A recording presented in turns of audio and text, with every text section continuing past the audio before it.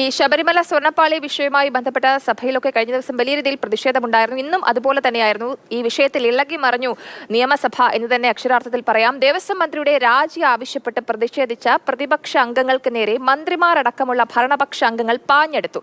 ശബരിമല വിഷയത്തിൽ കുറ്റക്കാരെ സംരക്ഷിക്കില്ല എന്ന് വ്യക്തമാക്കിയപ്പോഴും സ്വർണ്ണപ്പാളി കാണാതായതുമായി ബന്ധപ്പെട്ട കാര്യത്തിൽ ഒരു പ്രതികരണത്തിന് മുഖ്യമന്ത്രി തയ്യാറായില്ല. ദ്വാരപാലക ശില്പം വിറ്റത് ഏത് കോടീശ്വരനാണ് എന്ന് കടകംപള്ളി സുരേന്ദ്രൻ അറിയാമെന്നും പ്രതിപക്ഷ നേതാവ് ആരോപിച്ചു. ഇന്നലെ ഈ ഗാലറിയിൽ മുഴുവൻ കുട്ടികളായിരുന്നു. അവര് കണ്ടുപഠിക്കേണ്ട ഇതാണോ പാർലമെന്ററി പ്രൊസീഡിംഗ്സ്? അസാധാരണ സംഭവ വികാസങ്ങൾക്കാണ് നിയമസഭ ഇന്ന് സാക്ഷ്യം വഹിച്ചത്. നടുത്തളത്തിൽ ഭരണ പ്രതിപക്ഷാംഗങ്ങൾ നേർക്കുനേർ. Kerala roads and bridges development കോർപ്പറേഷന്റെ നേതൃത്വത്തിൽ സ്പീക്കർ ചെയറിലേക്ക് എത്തിയ നിമിഷം മുതൽ ശബരിമല സ്വർണ്ണപ്പാളി വിഷയം ഉന്നയിച്ച പ്രതിപക്ഷത്തിന്റെ പ്രതിഷേധം തുടർച്ചയായ മൂന്നാം ദിവസവും ചോദ്യോത്തരവേള ബഹളത്തിൽ മുങ്ങി. ദേവസ്വം മന്ത്രി അടിയന്തരമായി രാജിവെക്കണമെന്ന പ്രതിപക്ഷ നേതാവ്.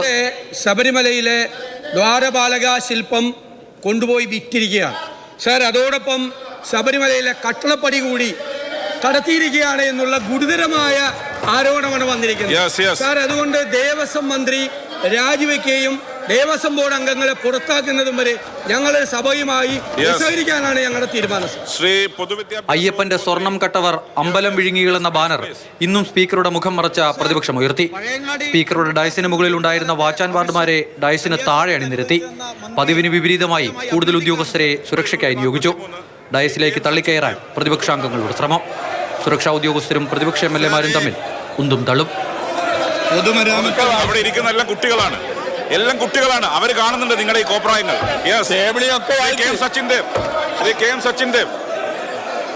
പിന്നാലെ പ്രതിപക്ഷാംഗങ്ങൾക്ക് നേരെ മന്ത്രി മുഹമ്മദ് റിയാസും സജി ചെറിയാനും ഉൾപ്പെടെയുള്ള ഭരണപക്ഷാംഗങ്ങൾ പാഞ്ഞെടുത്തു. വാച്ച് ആൻഡ് വാർഡുമാർ ഭരണ പ്രതിപക്ഷങ്ങൾക്ക് നടുവിൽ മതിൽ തീർത്തു. ഇന്ന് കുട്ടികളുടെ മുമ്പിലാണ് ഈ അഭ്യാസമൊക്കെ കാണിക്കുന്നത് എന്നുള്ളത് കേരളം ആകെ കണ്ടുകൊണ്ടിരിക്കുകയാണ്. നടുത്തളത്തിൽ സംഘർഷമുണ്ടാകുമെന്ന സ്ഥിതിയായതോടെ സ്പീക്കർ ചോദ്യോത്തരവേള സസ്പെൻഡ് ചെയ്തു. 2015 KM മാണി ബജറ്റ് അവതരിപ്പിച്ചപ്പോൾ ഉണ്ടായ സംഘർഷത്തിന് ശേഷം ഭരണ പ്രതിപക്ഷാംഗങ്ങൾ നടുത്തളത്തിൽ നേർക്കുനേർ വന്നിരുന്നില്ല. ചോദ്യോത്തരവേള നിർത്തിവെക്കുകയാണ്. സഭ അല്പസമയം നിർത്തിവെക്കുന്നു. ഇതിനിടെ ശബരിമല വിവാദത്തിൽ മുഖ്യമന്ത്രി മൗനം വെടിഞ്ഞു. പ്രതിപക്ഷം സഭ ബഹിഷ്കരിച്ച് പുറത്തേക്ക് പോയതിനു ശേഷമായിരുന്നു മുഖ്യമന്ത്രിയുടെ മറുപടി. സ്വർണ്ണപ്പാളി കാണാതായതുമായി ബന്ധപ്പെട്ട കാര്യം പരാമർശിക്കാതെ കുറ്റക്കാരെ സംരക്ഷിക്കില്ല എന്ന് മുഖ്യമന്ത്രി പറഞ്ഞു. ഞങ്ങൾ എല്ലാ കാലത്തും ഒരു തരത്തിലുള്ള കുറ്റവാളികളെയും സംരക്ഷിക്കാൻ നിന്നിട്ടില്ല. ആര് തെറ്റ് ചെയ്താലും ആ തെറ്റ് ചെയ്തവർക്കെതിരെ മുഖം നോക്കാതെയുള്ള നടപടിയെടുക്കുന്ന രീതിയും ശീലവുമാണ് ഞങ്ങൾക്കുള്ളത്. വാച്ച് ആൻഡ് വാർഡുമാരെ പ്രതിപക്ഷം ആക്രമിച്ചു എന്നും മുഖ്യമന്ത്രി. എന്തിനാണ് നിശബ്ദ ജീവികളായ വാച്ച് ആൻഡ് വാർഡിനെ ആക്രമിക്കാൻ പുറപ്പെട്ടത്? എന്തിനാണ് അവരെ തള്ളിമാറ്റാൻ നോക്കിയത്?